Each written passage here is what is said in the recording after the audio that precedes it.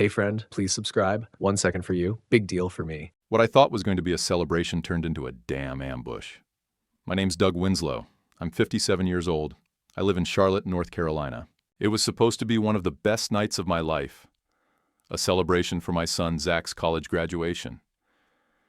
He was the first in our family to ever get a degree, and I was bursting with pride. We were at a nice steakhouse, the Iron Anvil, in the private dining room. There were 48 people there, all family and close friends. I was sitting at the head of a long table, watching everyone enjoy their food and conversation. My wife of 29 years, Shelley, was sitting next to me. Everything felt right, like it was meant to be. Then Shelley stood up to give a toast. I figured she'd say something nice about Zach, maybe a little bit about us, like how proud we were of him. She raised her wine glass and the room quieted down, everyone's attention on her. She took a deep breath, and then she said it. Her voice was loud and clear, loud enough for the whole place to hear, even beyond our private room. I've decided to start my life without you, Doug. The words just hung in the air. The entire room went dead quiet. It was like someone had hit a pause button on the whole world. Forks froze midair. Conversations died on people's lips. I felt a weird sensation, like a cold wave washing over me. I glanced at Zach, who was across the table from me. His jaw had dropped and his eyes were wide, staring at his mother like he'd never seen her before. I could see the confusion, the shock, the hurt already starting to register on his young face. It was supposed to be his night. My gaze drifted across the room. That's when I saw him, Eric, Shelley's friend from yoga. He was sitting at a table with a few other people, and he was smirking, a little smug smile that made my stomach churn. I remembered helping Eric move into his new condo just a few months back. I'd even bought him a housewarming gift. He'd seemed like a nice enough guy then, quiet and respectful. Now he looked like a cat who'd swallowed a canary. A cold dread started to settle in my gut. This wasn't some spontaneous breakdown or a sudden surge of courage on Shelley's part. This was planned. It had to be. The way she delivered the line, the deliberate quietness that followed, Eric's smug face. It all clicked into place. This wasn't just a breakup, it was a public ambush. And the worst part? Looking around the room at the faces of our friends and even some family members, I could tell. A few of them looked shocked, like Zach, but a lot of them looked uncomfortable, like they knew something, but they didn't want to be the ones to break the news. They were in on it. Or at least they'd been told to expect something. Shelley hadn't just decided to leave me. She had orchestrated a performance with an audience of 48 people. And I was the only one who didn't get the script. The thought made my blood run cold, but I kept my face neutral. I wasn't going to give her the satisfaction of seeing me crumble. Not now. Not ever. Scene 2. The quiet before the counterpunch. What was in that envelope would burn hotter than anything Shelley had planned. I didn't yell. I didn't even cry. I just leaned back in my chair, looking at Shelley, who was still standing there, holding her wine glass. Her eyes were fixed on me, probably expecting me to explode, to make a scene, to give her the dramatic reaction she clearly craved. But I wasn't going to give her that. Not in front of all these people, and certainly not on Zach's big night.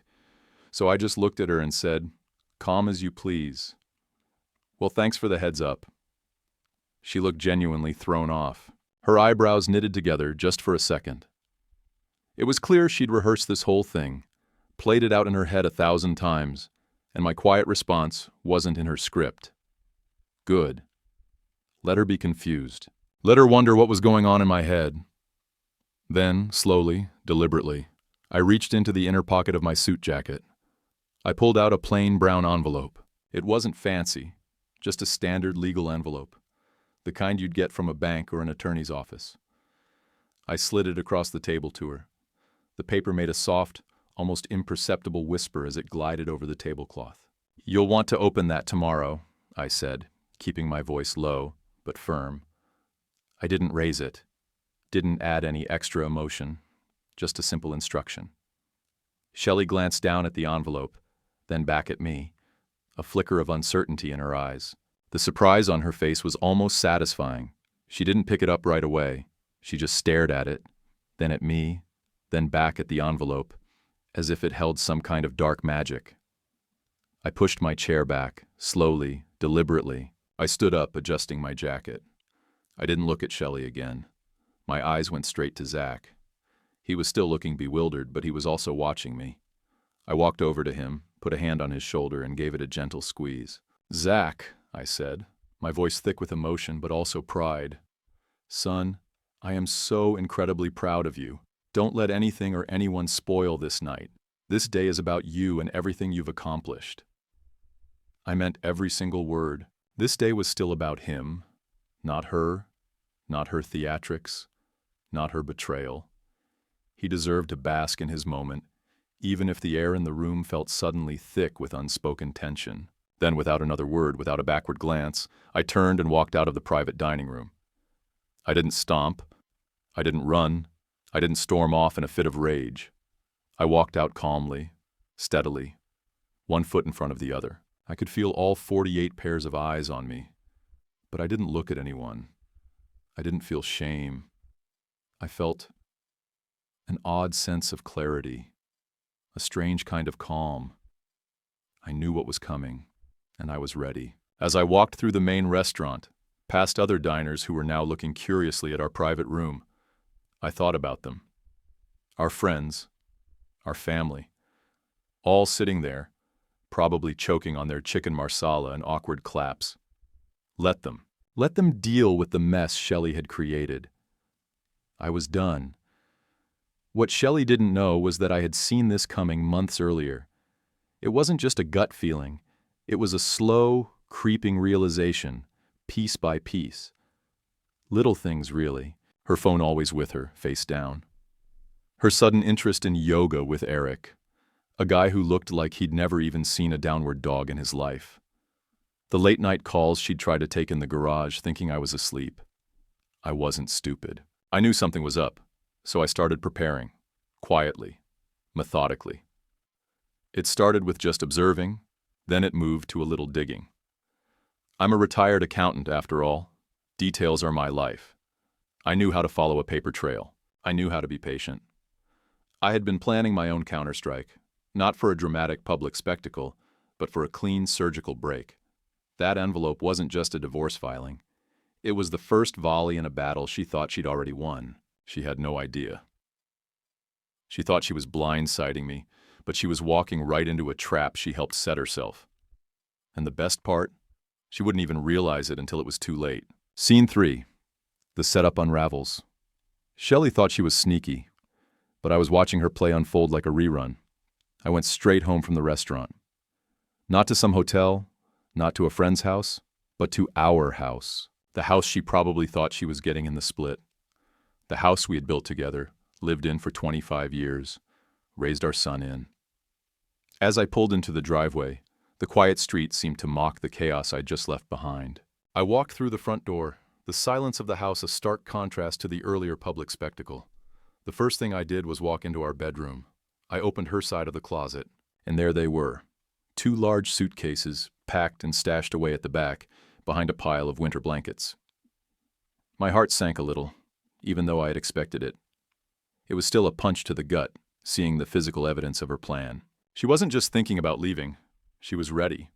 She was planning to leave the very next morning, probably thinking she'd wake up early, slip out before I even knew what was happening, and start her new life with Eric. What she didn't know, what she couldn't know, was that I had already changed the locks for tomorrow.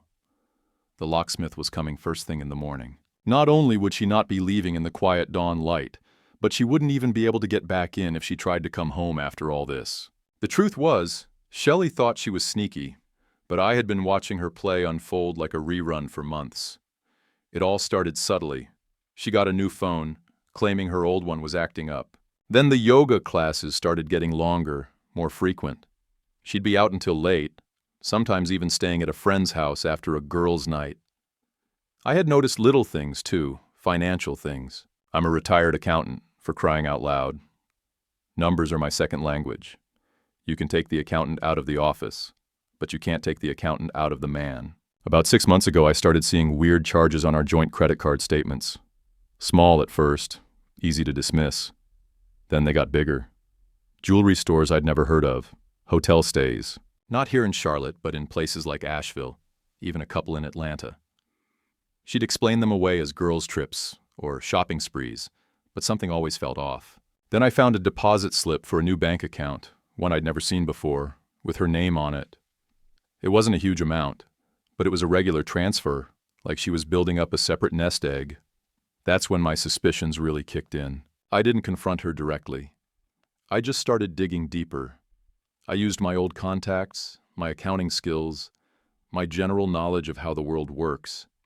I tracked every single dollar, every transaction. I found emails between her and Eric, nothing explicit but clearly intimate. I found hotel invoices, confirming those girls' trips were anything but.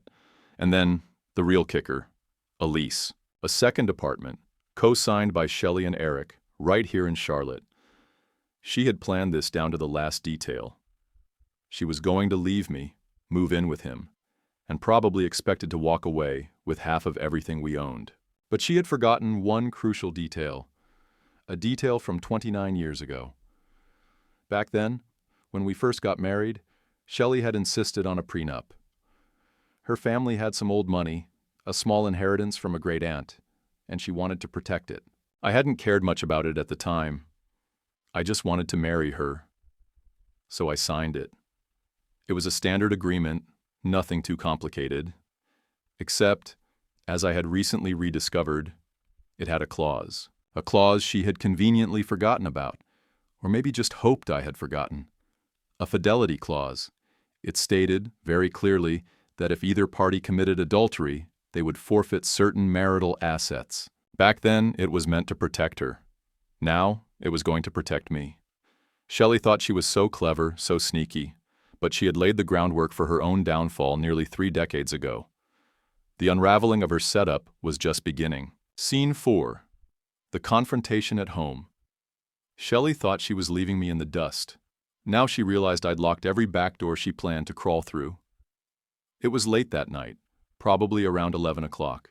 I was sitting in the living room, nursing a beer, the house quiet except for the hum of the refrigerator. The porch light was on, waiting for her. I knew she'd be back, sooner or later. And she was. I heard her car pull into the driveway, then the distinct click of her high heels on the flagstone path leading to the front door. She stormed in, still in the dress she'd worn to Zach's dinner, her hair a little wild, her face flushed. In her hand, crumpled, was the plain brown envelope I'd given her.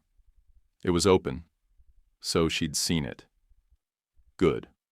"What the hell is this, Doug?" she snapped, her voice tight with anger and a hint of panic. She sounded more upset about the envelope than about the fact she'd just publicly humiliated me. I took a slow sip of my beer. "It's a divorce filing, Shelley," I said as calmly as I could. "And a little something about that lease you signed with Eric, the one for the apartment on Elm Street." Her eyes widened, just for a second, a flicker of genuine shock. "You've been spying on me?" she accused, her voice rising. She sounded indignant, as if I was the one who had done something wrong. "Nope, just not stupid," I replied, keeping my tone even. I set my beer down on the coffee table. I didn't want to give her any more leverage than she already had, which, in my opinion, was none. I reached into the folder I had next to me on the couch and pulled out a stack of papers. The top one was the prenup, yellowed with age, but still perfectly legible. I held it up. "Remember this, Shelley? Our little agreement from 29 years ago?" She stared at it, her face going pale. Her eyes darted from the document to my face, then back again. I could see the memory coming back to her, the realization dawning. That's not valid anymore," she stammered, but her voice lacked conviction. "Oh, it is," I corrected her, my voice low and steady. "Page 4, Section 3, subsection B, the fidelity clause. Says right here, in the event of infidelity, the offending party forfeits all claims to the marital home, any jointly owned vacation properties, and 75% of any shared retirement accounts accrued during the marriage. It was your idea, Shelley, to protect your inheritance. Turns out, it protects me too." Her face drained of all color. It was like watching a ghost. She knew what I was talking about. She probably thought it was just some old piece of paper, long forgotten. She looked at me, her eyes wide with a mixture of fear and pure rage. You can't do this," she whispered, almost to herself. "I already did," I said, pointing to the divorce papers still clutched in her hand. "Those are filed. My lawyer has all the evidence. The hotel receipts, the bank statements, the emails, the lease agreement. It's all there, Shelley. You built your new life on a foundation of lies, and you forgot that I'm an accountant. I track everything." She opened her mouth, then closed it. No, she had thought she was leaving me in the dust, that she'd just waltz out of my life, take half of everything, and start fresh with Eric. But she hadn't accounted for my preparations. She hadn't accounted for my patience. She hadn't accounted for her own past. I had locked every back door she planned to crawl through. And then, just to twist the knife a little more, I added, "You know, it's funny. Your sister, Lana, she was really worried about you. She called me a few weeks ago, said she was concerned. She told me everything." Shelley's jaw dropped. Lana, her own sister, the one she thought was on her side, the one she'd been complaining to about me for months, had spilled the beans. That was the final blow. Her carefully constructed world, her fantasy of a clean getaway, was crumbling around her. I could see it in her eyes, the betrayal, the shock, the anger. She had relied on so many people, used so many people, and now she was realizing she was alone, completely alone. And I was just getting started. Scene 5. The Daughter's Reckoning. Shelley had used our son's big day as her escape, but it backfired when he saw through her. Our son, Zach, showed up at the house first thing the next morning. He was still in his cap and gown, like he hadn't even taken it off since the dinner. He looked stunned, his eyes red-rimmed, like he hadn't slept. He came in slowly, quietly. "Dad," he started, his voice barely a whisper. "Is it true? About Mom and everything?" I nodded. "Come sit down, son." We went into the living room, the same room where I had confronted Shelley just hours before. I sat on the couch, and Zach sat in the armchair opposite me, his graduation tassel dangling from his cap. I looked at him, my heart aching for the pain I knew he was feeling. This wasn't fair to him. This was supposed to be his triumph. "What happened, Dad?" "I don't understand," he said, looking lost. I decided to tell him the truth, but not all the dirtiest details. There was no need to demonize his mother completely, not yet anyway. I stuck to the facts, the things I had proof of. "Zach, your mother has been having an affair for months. With Eric, that guy from her yoga class, the one I helped move. She's been moving money, setting up a separate apartment with him. She was planning to leave me probably today and take a big chunk of what we have." He listened, his face getting paler with each word. He was quiet for a long moment after I finished, just staring at the floor, processing it all. The silence in the room was heavy, broken only by the chirping of birds outside. Then he looked up, his eyes filled with a mixture of confusion and hurt. "She hugged me, Dad," he said, his voice cracking a little, right before she stood up. "She hugged me and told me how proud she was, said she loved me. 2 hours later, she just tanked the whole family, right there in front of everyone, on my graduation night." The pain in his voice was clear. He wasn't just upset about the divorce, he was hurt by the timing, the public nature of it, the way she had hijacked his moment. It was a cold, calculated move by Shelley, and Zach saw it for what it was. "She tried calling me," he said, pulling out his phone. "She's been texting me all morning. Said you were manipulating the story, that I shouldn't listen to you, that you were just trying to turn me against her." He shook his head, a weary sigh escaping his lips. "She doesn't get to blow up my graduation and then act like the victim, Dad. She doesn't get to do that." It was then that I knew Shelley's plan had backfired spectacularly when it came to Zach. She had used his big day as her escape, as her big dramatic moment, thinking she'd gain sympathy and support. Instead, she had alienated the one person who mattered most to both of us. Zach stood up and started pacing the living room. "You know," he said, almost to himself, "I saw some weird texts on her phone a few weeks ago. She left it open on the kitchen counter. just quick flashes of messages. I didn't really understand them at the time, but they were from Eric, talking about our new place and when we can finally be together. I just thought it was some kind of inside joke, or maybe a surprise for you, like a trip. He paused, then looked at me, a new resolve in his eyes. If this goes to court, Dad, I'll testify. I'll tell them what I saw. I'll tell them how she ruined my graduation. His offer to testify was a powerful moment. It showed me he wasn't just upset. He was truly on my side. He had seen through his mother's theatrics, her lies, her manipulation. Shelley had gambled on using her son's milestone for her own selfish purposes, and it had blown up in her face. The truth, in all its ugly simplicity, had turned her own son against her. It was a painful victory, but a victory nonetheless. My son, my proud, intelligent son, saw through her. And that was all I needed. Scene 6. The collapse of the fantasy. Shelley's fantasy life with Eric crashed before it began, and she was the only one surprised. A couple of weeks went by, a quiet kind of peace settling over the house. Zach stayed with me for a few days after the graduation, helping me sort through some things, just being there. Shelley had moved out. She hadn't even tried to get back in after the locks were changed. I guess the message in the envelope was clear enough. Then, about 2 weeks after the graduation dinner, I got a call from Todd. Todd was a buddy of mine, ran a successful leasing office downtown. He was a good guy, always had an ear to the ground when it came to what was happening in Charlotte real estate. "Doug," he said, his voice a little hesitant. "Listen, I gotta tell you something. That apartment Shelley was looking at, the one on Elm Street, the one she was moving into with Eric?" My stomach clenched a little, even though I knew what was coming. "Yeah, Todd? What about it?" "The lease was voided," he said. "Total train wreck. Eric's credit history came back. Not so good. And Shelley, well, she was supposed to be the guarantor, but turns out her own credit wasn't exactly stellar after a few of those transactions you told me about. Plus, he had some old judgments against him. Long story short, the landlord pulled the plug. I wasn't surprised, but hearing it confirmed still gave me a strange sense of relief. Shelley's fantasy life with Eric was crashing before it even began, and she was the only one surprised. It got worse for her, apparently. Eric, her great love, her ticket to a new life, had bailed. Turns out Shelley had made a lot of promises to him. She had apparently lied about having a substantial amount of funds from the divorce to co-invest in a new business they were supposedly going to start together.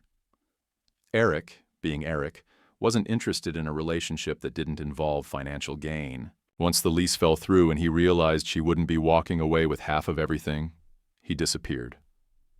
A friend of a friend told me Eric was dating someone else 2 weeks later, some younger woman he'd met at a bar. He wasn't exactly known for his loyalty, and that beachfront property in Florida she was always talking about, the one she planned to buy with Eric, fell through completely. The deposit they'd put down, the one from that joint account I had tracked, it was yanked as soon as our joint accounts were frozen by the court. She didn't have access to the money, and Eric certainly wasn't going to pony up his own cash. Her dream of a sunny new beginning evaporated like mist. Even her social circle started to shrink. Mutual friends, people we had known for years, stopped replying to her texts after they found out the real story. Not just about the divorce, but about the affair, the way she had planned it all, the coldness of her public announcement. People might tolerate a messy breakup, but they usually don't tolerate someone who tries to destroy another person's life in such a public, cruel way. The phone calls, the quiet whispers, the awkward silence when her name came up. She was becoming a pariah in our old social circle. Then, one night, I got a text message. It was from an unknown number, but I knew immediately it was her. It was short to the point and filled with a bitterness that tasted like defeat. "You made me look like a fool." I just stared at the text. I didn't reply. There was nothing to say. She had made herself look like a fool. I had just provided the mirror.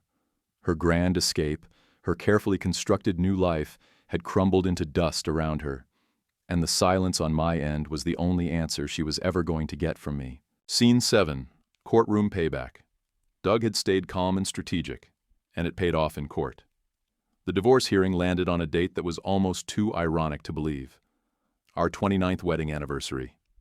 Go figure. It felt less like a day of painful memories and more like a final decisive battle. I walked into the courthouse in downtown Charlotte, feeling surprisingly calm. I had prepared. I had the facts on my side. Shelley showed up with some high-priced attorney from Atlanta. He was all slicked-back hair and expensive suits, clearly trying to intimidate. He probably charged more for a single hour than I made in a good week back when I was a junior accountant. I, on the other hand, had Rita Jenkins. She was a small-town lawyer, operated out of a modest office a few blocks from the courthouse, but she was sharp as hell. Known her for 15 years. She handled my father's estate when he passed.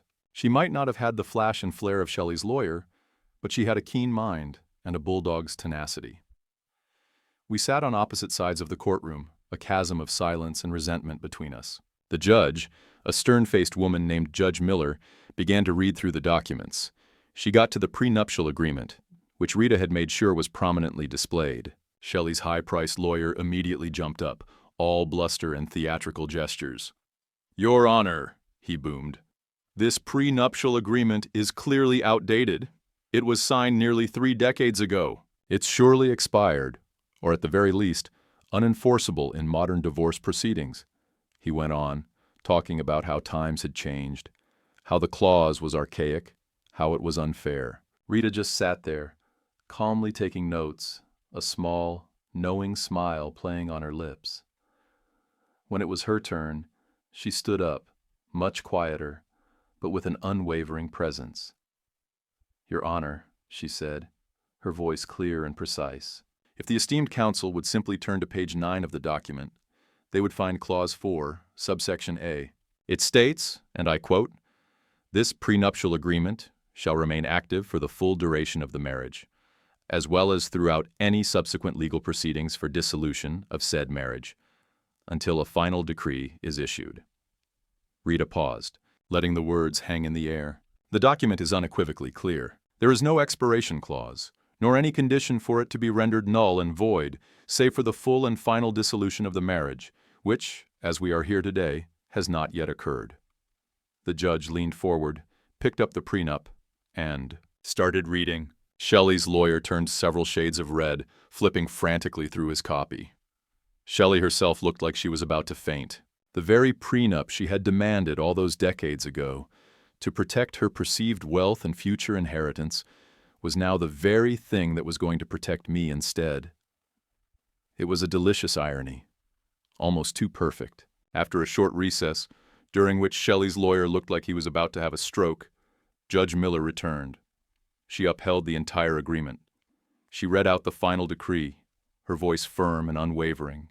"I kept the house, the lake cabin that Shelley had wanted so badly, my entire retirement account, and 75% of our joint investments. Shelley left with her car, a small personal checking account that had very little in it, and the clothes on her back, effectively. It was a complete and total victory." Outside the courthouse, Shelley tried one last gambit. As I walked out, Rita a respectful step behind me.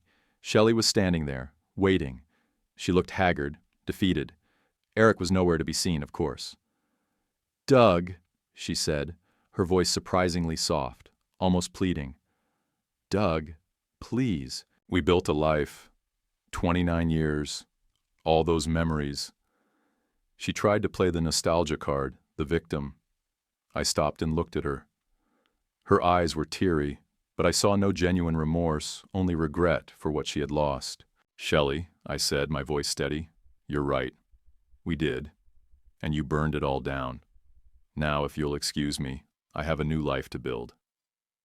I turned and walked away, leaving her standing there on the courthouse steps. The silence was my final answer.